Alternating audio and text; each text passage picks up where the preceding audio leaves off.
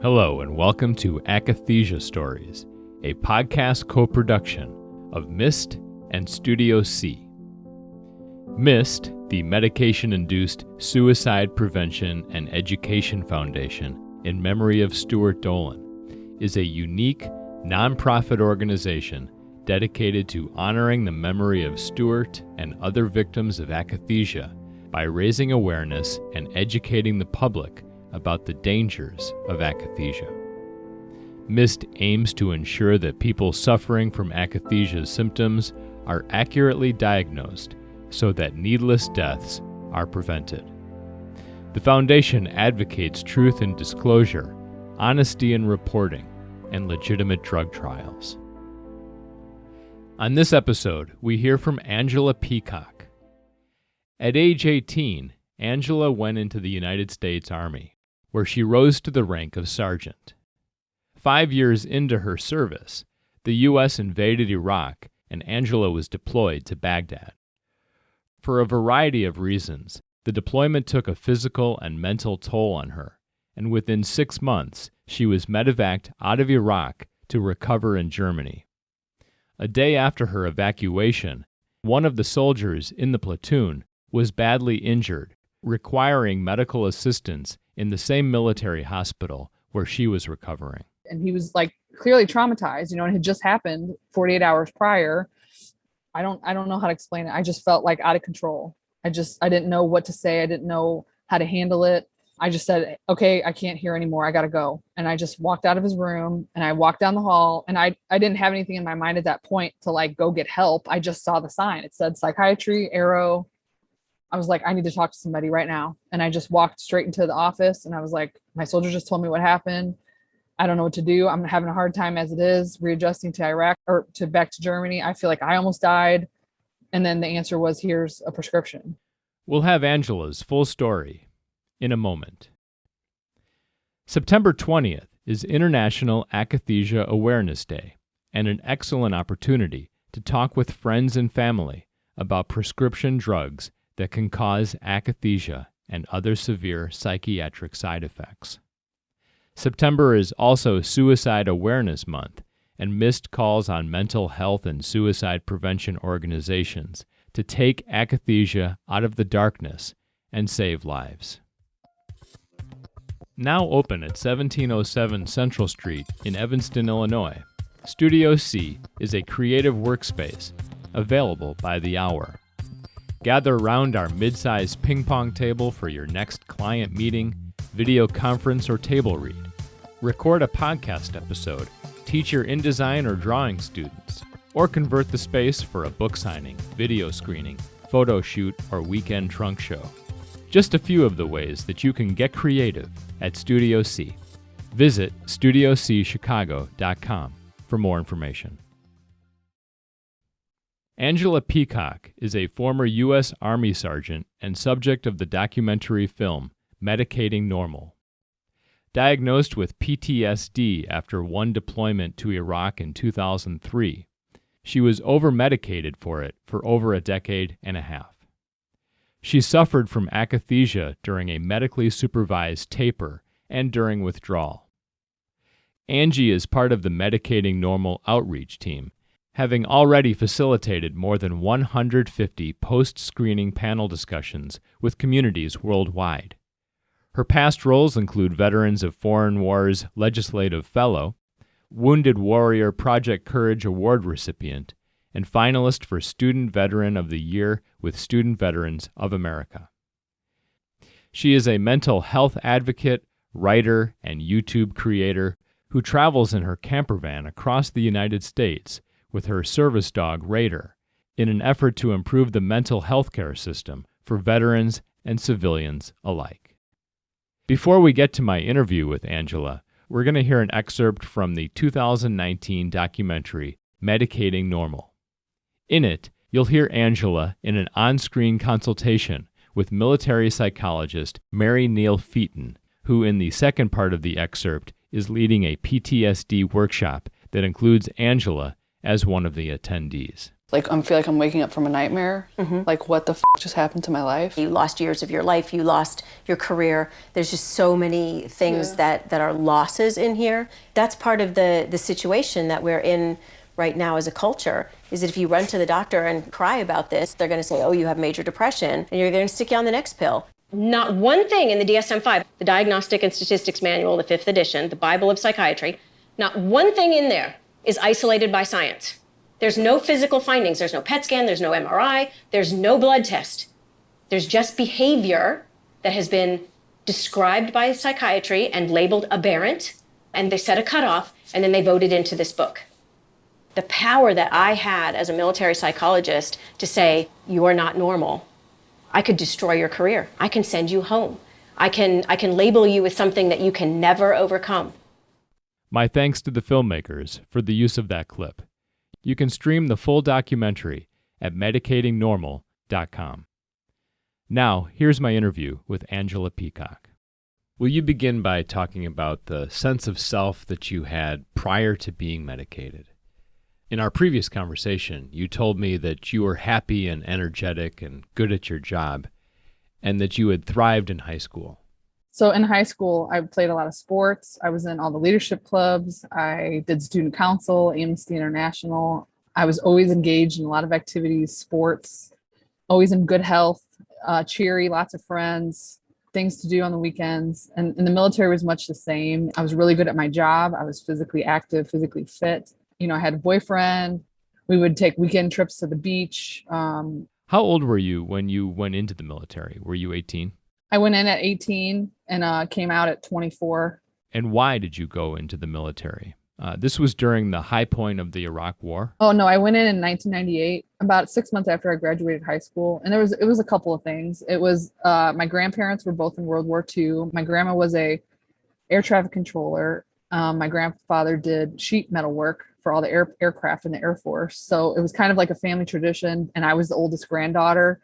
So it wasn't like it's expected, but it was that I had the most exposure to it. And I would see my grandpa in uniform. And I just thought that would be something really cool to do. The second reason was I'm a very adventurous kind of person. I like to live life and have these experiences and meet people from other cultures. And I thought I was helping and I was patriotic. And then the third reason was kind of, I grew up in St. Louis, Missouri. It's kind of like if you grew up there, you don't leave and you get kind of stuck. And I didn't have a lot of college money or a lot of opportunity. So I thought, well, if I could join the military and get some opportunity and make that career, that would be awesome. If not, I would get some college money and that would be awesome too. So that's why I joined the military. Yeah, so you were in the military for several years. 7 years, yeah. Yeah, and eventually, I mean, if you started in 98, you spent 5 years not seeing combat. Yes, and then, you train for it. Yeah, and then all of a sudden, you're in this cauldron. Yeah, and you train for, war zones, but it's not anything like training. When you get there, it's completely different. You can train to an extent, and then when you're there and it's in your face and your like threat of your life is flashing before your eyes and you realize like this is not training, this is real, Yeah. So you're in the military and you were sent to Iraq, to Baghdad. Yes. You lost a lot of weight in Iraq and experienced a lot of trauma. And eventually you were medevaced out of Iraq when your convoy was hit? Well, it was the day before my convoy was hit, actually. I was medically evacuated for all the like rapid weight loss. I had nosebleeds. I was fainting. I had low-grade fevers, which slowly turned into like panic attacks because I was like, I'm going to die in this place and I don't know what's wrong with me. I had gastrointestinal problems, migraines, all kinds of weird symptoms, fast heart rate, things like that. Were any of those things symptoms that you had ever experienced prior to going into? No. When I went into Baghdad, Iraq, I was healthy.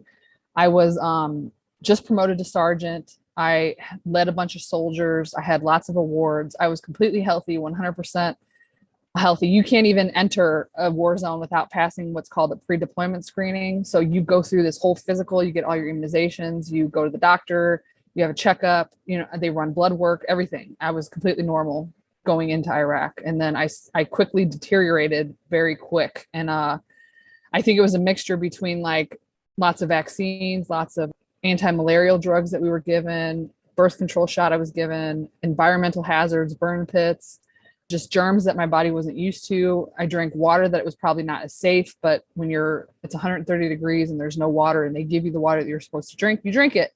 So a combination of all those things, I think, is what led to me being medically evacuated. And the day after I was medically evacuated is when my convoy was hit and my soldier came back on a gurney and landed in the same hospital that I was at back in Germany. And that is what led to me walking to the psychiatrist's office, because I just thought I had so much trauma in such a short period of time. I couldn't contain it. And the feelings that I was having, and I was terrified and just like, I don't know. I just felt like a boiling pot of tea, and I blew it. It was, the sound was coming out. I couldn't contain what I was feeling anymore. Yeah. And what period of time was that between the time you arrived in Baghdad? Yeah, I would say 6 months. It was every single day you're driving in convoys through horrible neighborhoods, small arms fire all around you. You have to pay attention to every little movement in the crowd. People, there's stories of people throwing grenades off of an overpass, like roadkill that had bombs in it, children carrying bombs, and you didn't want kids to get close to you. So you're constantly like scanning to make sure you're safe and like nobody's going to get killed today. And then on top of that, I'm physically ill and I'm having all these like problems and I'm losing weight and I can feel my ribs and see my cheekbones in the mirror, and I'm horrified and thinking I'm not going to ever see my family again. So it was like threat of constant death, either from the war or from this illness that I had contracted that nobody was going to help me with, and being trapped in a war zone with no medical treatment. It was all that kind of led up to, and then my soldier gets injured and he comes back on a gurney and I'm like, I can't feel this anymore. Like, it's too much. So what happened was, after the soldier came back to Germany and I talked to his nurse, and she said, he's going to go to surgery. You can come by in like 48 hours. Once he's in the recovery room, you can talk to him then. I went to talk to him and I said, like, what happened? And he told me, we were driving through this very dangerous part, and all of a sudden I heard an explosion and a bomb went off, and apparently some of the shrapnel went through my back and I was bleeding out. So he started getting really upset about it, and he started yelling and like, I just want to go back there and I want to get revenge, and I can't believe I almost died. And he was like clearly traumatized, and it had just happened 48 hours prior. It was like, I don't know how to explain it. I just felt like out of control. I didn't know what to say. I didn't know how to handle it. I just said, okay, I can't hear anymore. I got to go. And I just walked out of his room and I walked down the hall, and I didn't have anything in my mind at that point to like go get help. I just saw the sign. It said psychiatry, arrow. I was like, I need to talk to somebody right now. And I just walked straight into the office, and I was like, my soldier just told me what happened. I don't know what to do. I'm having a hard time as it is readjusting to Iraq or back to Germany. I feel like I almost died. And then the answer was, here's a prescription. And was that a pretty short conversation that led to that prescription being given? Yeah, I think 10 minutes. I remember sitting down and him closing the door. And I mean, before he even closed the door, it was the conversation was over. Yeah. And so you went on Klonopin. And what happened? And how long did it take before you started to get that sense that, you know what, these drugs are not only not helping me, they seem to be making things worse? Oh, that's a good question. I started getting worse right away, but those symptoms were told to me to be, that's post-traumatic stress disorder. That's what's wrong with you. You have post-traumatic stress, and then I was like, I felt like I had caught this like brain disease or something, so all my symptoms then went into this nice little box of, that's what PTSD is. This is what you're suffering from. So, I remember having like more panic attacks, not being able to sleep. I was scared to go outside. I lived in a barracks room really close to an airfield. And when the airplanes would land, I would get scared and like hunker down. And it was like a startle response. So at the time, I thought it was post-traumatic stress disorder, and I reported those symptoms and they told me that's what it was. But now looking back all these years, I'm like, no, that was a reaction to the drug. Immediately, that's what was happening, So it took me, I think I started getting doubts a couple years later, like, why am I on all these meds? They don't seem to be working. Why don't I have friends? I'm not going out anymore. Why am I stuck in my house all the time? If these drugs work, why am I not better? These doubts started kind of coming up. And I just happened to meet a psychiatrist who said, who put you on all these medications? I was on 18 at the same time at this point, and this was 2006. And he said, if I get you a hospital room, can I take you off a lot of them. And I said, sure. So I went into the hospital for like 30 days. He took me off like 10 of the drugs. I don't even remember how many, but so I was left with like 6 or 8 or something. I experienced withdrawal during that point in time. It wasn't severe though, but again, I was still on a lot of other drugs. Then it just slowly over the years, I slowly taper one thing and then taper the next thing. And I think I was just taking like a harm reduction approach. Not that I had a goal in mind that I would get off of everything, but just slowly to see kind of would I feel better if I took less. Well, if we could back up. So we went from you being prescribed Klonopin to you being on this mix of 18 drugs. Oh, yeah. Yeah. How did that happen? And what was the period of time over which that did happen? Well, I assume that, you're on the drugs and then you're having trouble sleeping and they prescribe something for that. And then you're anxious and they prescribe something else for that. Exactly. Yeah. Exactly. I started on one drug. It started with Klonopin. Then it went to 18 drugs within 2 years. So it was just the benzo. Then a new psychiatrist prescribed an SSRI. Then I couldn't sleep. So then I went to like an Ambien kind of drug, like a sleep drug, trazodone or something. And then I remember I still had this rapid heart rate. So they sent me to cardiology. Then they put me on a beta blocker. Then I started having stomach problems. So then it was a pill for your stomach, another pill for headaches, another pill for chronic pain. And then that antidepressant didn't really work. So let's switch to a new one. It just like slowly snowballed into 18 drugs. It was an antidepressant, a stimulant, a sleep drug, panic attacks, a benzo for anxiety, pain medicine, headache medicine, stomach medicine, all of it together was 18. And as the number of medications multiplied, so did the diagnoses that they were giving you. Yeah. To include major depression, generalized anxiety disorder, PTSD, panic disorder, and you say in the film that you wondered what all those labels did for you. Yeah. I think when I got that last diagnosis of generalized anxiety disorder, by that time I was just so angry and so over it. It just felt like a ridiculous caricature of what help was supposed to be. It was, here's a bunch of pills and here's a bunch of diagnoses and none of them really work for you, but here's another one. Let's just see if this one fits or sticks or whatever. And it just felt ridiculous to me at that point. That was a new therapist. I had just started going to him. I had a lot of hope. I was like, I got a new one. Maybe this will really be the one that helps. And then he had me fill out a little quiz about my symptoms and then he pulled the DSM out. He looked in the DSM and he was like, well, you scored high for generalized anxiety disorder. And I just thought like, that's not what I came here for. I came here to get help, not to get another label. You're not even listening to me. You're not even talking to me. You're having me fill out a quiz, And by that time I was just so disillusioned by the whole thing. And by that time, as you say, you're long out of the military. Yeah. But while you were still in the military, they declared you disabled. And you recall in the documentary that you didn't know how you went from this super soldier and sergeant to disabled at 25. Yeah. I mean, it was very drastic. I was winning boards. I was getting promoted. I re-enlisted. I went into a war zone. I was taking care of my soldiers I can't leave my bedroom. I can't sleep. I'm panicking at every little noise makes me think it's a gunshot. Everything is reminding me of war. Everything is like I'm being traumatized just sitting here in my body. It was like overnight. It was so drastic. I mean, I just remember the last day I laid on the couch and I watched my husband at the time leaving for work. And so he put his uniform on and he walked out the door. And it was the first time that I didn't have to put my uniform on and walk out the door in 7 years. And I was like, what am I supposed to do now? Like I'm disabled. I was medically retired with an honorable discharge from the military after 7 years of service. That was all I knew. I had all my eggs in that basket. And now I'm like completely medicated, can't leave my couch, don't leave the house, no friends, no relationships, no job. What am I supposed to do? I'm disabled. Yeah. You just mentioned your husband, and he eventually left your marriage. Yeah. And you lost your career. And in fact, you say you lost your 30s. Yeah. The losses here are enormous. I lost my Army career. I lost my husband at the time, ex-husband.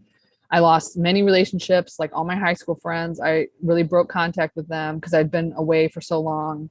Then I started to lose like my sexual feelings, my femininity. I stopped like caring about personal hygiene. This is all from being in the mental health system, being on all these medications.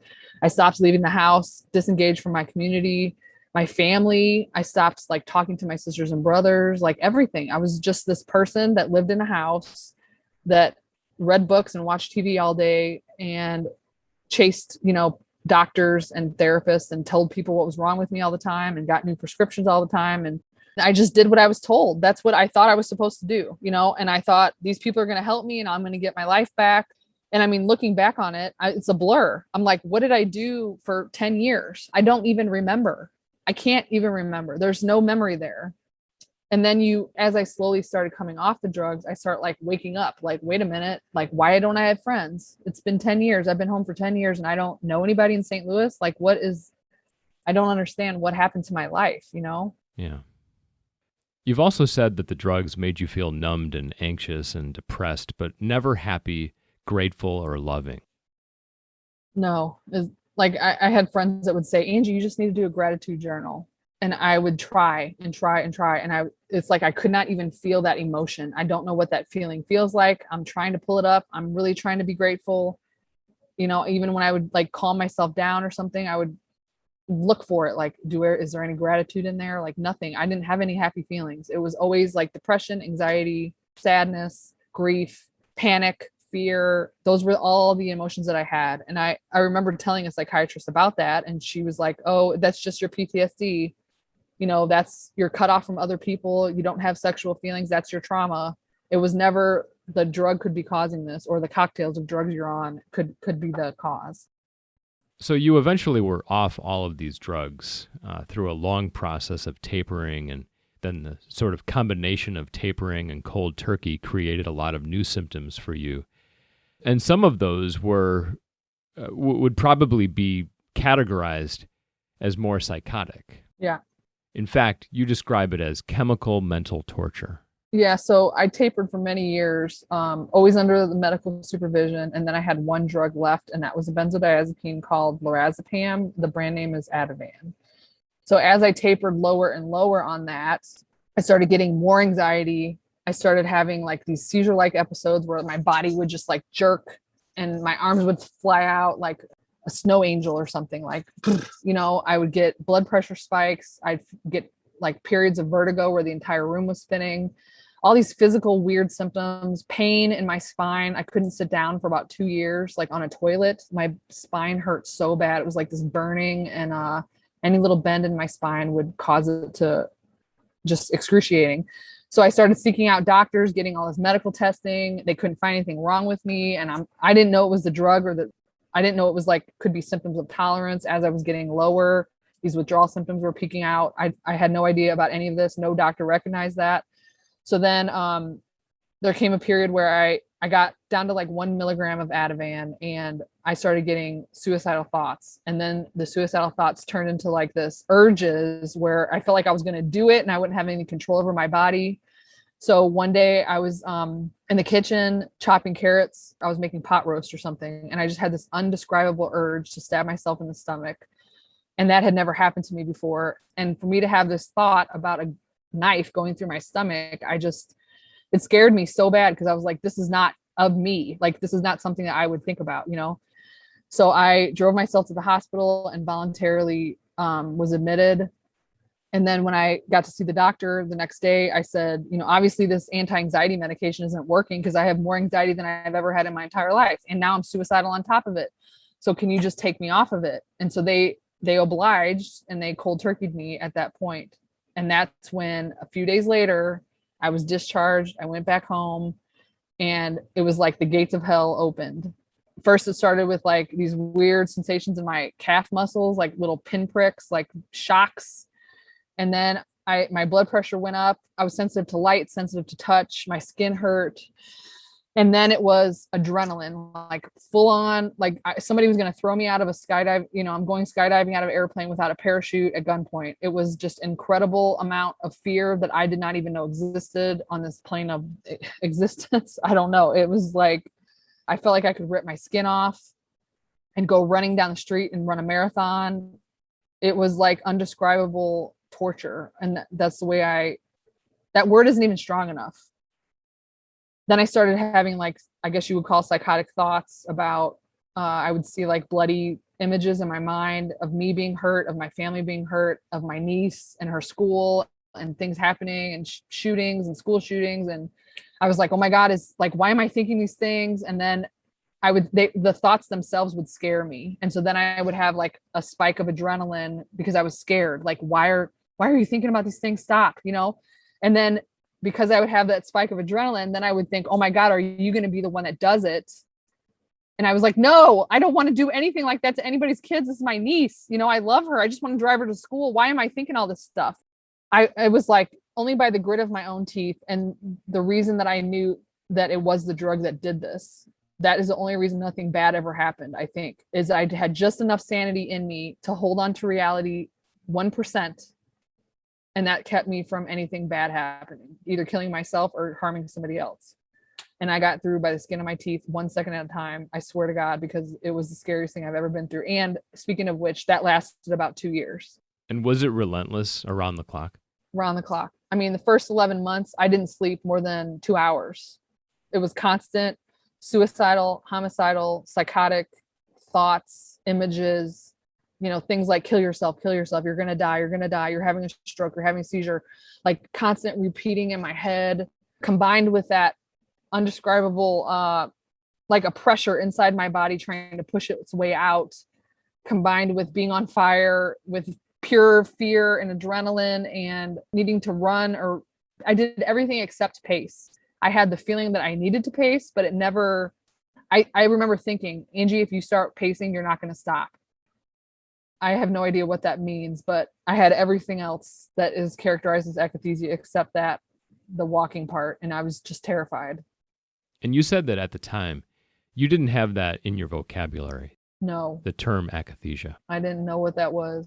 And in fact, I mean, as we talk about a lot of this stuff, sitting here in 2021, you have the vocabulary and the information that allows you to kind of contextualize everything that happened. But during the time that you were experiencing all of this, you didn't know about, the potential harms of tapering and cold turkey. Yeah. I mean, what happened was when I was about a week off of everything is when I did a Google benzo withdrawal. And when it popped up, it said all these symptoms. And I was like, oh my God, that's what's happening to me. But before that moment, I had no idea that was a thing. I had a psychology degree. I had been to AA meetings, NA meetings, retreats, therapists, all kinds of people. Nobody ever said anything about, oh, all those drugs that you're on, you might experience withdrawal when you try to come off of them. Nobody ever mentioned that. I never was exposed to a thing called antidepressant withdrawal or benzo withdrawal in a psychology degree program. That was never mentioned. So I had no idea that a drug could do that. Zero. And then the first 2 months when I got cut off of the drug abruptly, I could not even speak. It was like my brain just blew up. I couldn't hardly look at my phone. If I saw anybody's face, I was terrified of their face. So I did find a benzo support group that didn't have any pictures on it, which like really helped me. It didn't have any pictures, you said? Yeah, it didn't have like pictures of people's faces. So that like was the only thing I could access. And I would write a sentence and say like, I don't know what's happening to me. And then I would skip a line and I would write, my brain feels like it blew up. Like I couldn't even like write a coherent sentence because that's how like impaired I was. So it wasn't until I was 4 months off when I found the other support groups and I was a little bit well enough to be able to read them and like comprehend what was happening to me and realize, oh my gosh, this is the drug that's doing it. It's not you. You're going to get better. People get better from this, but it's going to take a really long time, and be careful. Stay away from doctors because they might make you worse. Don't take anything else. Just stay home and survive. And one of the symptoms you described, or one of the feelings that you described, was you felt like you were plugged into a light socket, which is, getting back to the topic of akathisia. That's one of the common things that I've heard, and also that feeling of wanting to rip your skin off. Yeah. And at some point you did learn this term, akathisia. Yeah. Was that after you had experienced it? Yeah. I would see that word flash up when I would read through the groups, and then I would see like little things about like this person killed themselves because they had it. I would see, most people don't heal from it. It takes years. I would see like a little snippet here and I would like purposely like turn it off. Don't read about it because I don't want to know. Like I just didn't want to know. And I didn't want to read more to scare me, or already I was terrified, and I was like, I don't think I'm going to make it till tomorrow. I didn't want to have another reason to like maybe kill myself. You know what I mean? Like I don't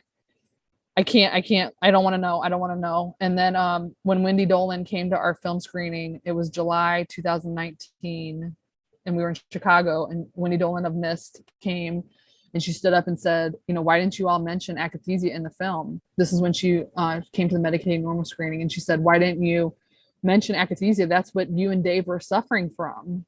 And I was like, oh my gosh, she like recognized it, and there's another, misconception, like in our support groups, people say like, if you didn't pace, then you didn't have it. It's like, they try to say that it's only pacing. And so then I thought, well, I didn't have it because I didn't pace. And so then I like took myself out of the equation, but even now, like when I stand at a grocery store and I'm at the checkout, I can't stop rocking back and forth. So it's like, now I have that weird manifestation of not being able to sit still or moving too much. I have that now, but that didn't manifest until like 2 years later, So I think it comes in different forms for different people and their experiences. And in those support groups that you mentioned, you were trying to help others. And you told me previously that you thought that if you didn't help others, that you would kill yourself.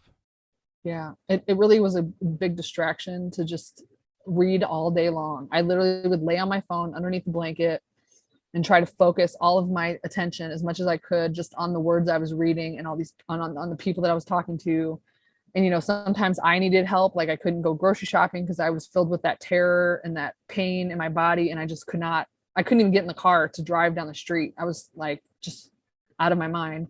And so people would help me, but then in return, I would just lay there and read and give them comments of support and help as much as I could. And it just was a good distraction, and it kind of kept me alive. And there's people that had akathisia that I was talking to that literally could not stop moving, and were like, one girl in Canada was like cutting down brush in her yard because she couldn't stop moving. Another girl, she couldn't even put her clothes on because she was constantly like moving, and just anything touching her skin was like extremely painful. So it was like we all got each other through that experience together. People around us didn't believe us. Our doctors didn't believe us. And meanwhile, we were like hanging by the edge of a thread to not die. Did you lose anyone though in that? Yeah, I lost one person that I was kind of close to. I would message a lot. And you always hear of others that maybe you'd talk to in passing, or you left a comment of support here or there. Yeah, there's a few. So the film that we've been talking about, going back to the beginning of how that came to be, how you came to be featured in it, you told me that you saw some filmmaker ads and a filmmaker actually DM'd you. Yes. You started talking and she wore you down, and finally you consented to be in the film. Yeah. And they would come to do more video every few months. And you said that this kind of saved you because you didn't want to die while being in this film. Yeah. Yeah. I just remember one of the filmmakers flew into St. Louis, and we went for a walk, and I told her a little bit more of my story. I hadn't gone as far as telling her like the psychotic stuff I was feeling or the intense suicidal stuff that I was going through, but I told her a little bit more of kind of what was happening. And I dropped her off at her hotel room, and she closed the car door. And I remember thinking, okay, well, Angie, you cannot kill yourself because you can't be in a movie. And then at the end of the movie, they're going to say, oh, Angela Peacock was a great person, but she ended up, succumbing to the injury and killed herself. And so it gave me something to look forward to. And they do have that in the closing. Yeah. And I was glad to see that everyone had survived. We made it. Yeah. Yeah. So they kept me going, and the filming kept me going, and knowing I was being part of something that would share about what was happening that not a lot of people were talking about, it all really kept me going. And then during the time of the film's release, that's kept you going in a different way, because you've been very active in participating with these community screenings and speaking to the audiences. Yeah. How did that come about? So originally what happened was the film was released in July of 2019. I had just graduated from college in May of 19. Believe it or not, I made it through school feeling like this. My lease was up, and the film was all coming out at the same time. And so I approached the filmmakers and said, hey, what would it be like? Could I travel with the film and show it in different communities in person? Would you all support me in that? And they said, sure, like, let's do it. Let's get the film out there. So what I did was I just plotted on the map, like I think let's do Arizona. And who do we know in Arizona? And I would find somebody in Phoenix and say, like, do you have any connections to any mental health groups in Phoenix? And let's host a screening with them. And then I would drive myself to Phoenix and set up the library and the projector screen and get all the seats prepared and host a little screening. And then we would do a discussion after where people could bring their own experiences and I could talk about mine or answer questions. And then I'd move to another city the next week and do it, in Los Angeles or San Francisco. And this was just you. This wasn't like you traveling with the filmmakers or anything. No, just me and an RV driving across the country and my dog. Yep. And you're still doing it. I'm still doing it. What happened was the pandemic happened and everything kind of screeched to a halt. We no longer had any in-person events. It all went online, but that in a way that was cool because we got to record the conversations and we could put them up on YouTube, where in person it was very intimate and there was a lot of crying and it was sad and tragic, the stories that you'd hear. But, now through the pandemic, we've been able to, host more screenings abroad where we couldn't do that before. And then we can record them for others to see later. For a list of upcoming community screenings of Medicating Normal, please visit medicatingnormal.com/watch. On that site, you can also buy tickets to stream the film and find a variety of helpful resources and research topics. If you'd like to find out more and get the best information about this important topic of akathisia, the MIST website is a great place to start. If you go to our website, the section that says What is Akathisia, you will see the 2 MIST videos, as well as we have an educational PDF that you can print off. We also are on Facebook and Twitter. If you like this podcast, learn more about akathisia and just send it to your contacts. And this is the way we spread our message. And I hope that people will really look at the signs and symptoms of akathisia. They're listed in the videos, listed on the website. That's MIST founder Wendy Dolan. You've been listening to the Akathisia Stories podcast. We'll have another episode later this month. It will feature Heather McCarthy. If you'd like to share your own story for this podcast, please email studio.c.chicago@gmail.com and please share this podcast and subscribe. I'm Andy Miles, and I'd like to thank Angela Peacock for her time and candor. And I'd like to thank you for listening.